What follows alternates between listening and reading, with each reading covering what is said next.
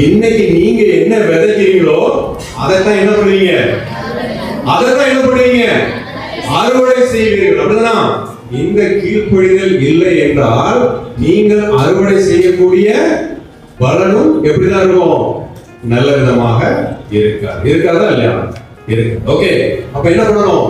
கீழ்ப்படிய வேண்டும். உடல், உள்ளம், ஒழுக்கம், ஆன்மீகம். உடல் சொல்லுங்க.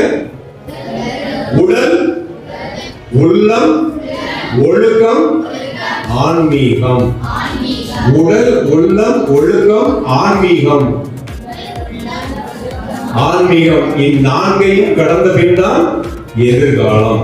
உடல், உள்ளம், ஒழுக்கம், ஆன்மீகம் இந்நான்கையும் கடந்த பின் தான் எதிர்காலம். இது வேண்டி இன்றை படித்திடு எவர் நாளும். உடல், உள்ளம், ஒழுக்கம், ஆன்மீகம் இந்நான்கையும் கடந்தால்தான் எதிர்காலம். இது வேண்டி இன்றே படித்திடு எவர் நாளும். இது வேண்டி இன்றே பணிந்திடு எவர் நாளும். இது வேண்டி இன்றே கீழ்ப்படிந்திடு எவர் நாளும்.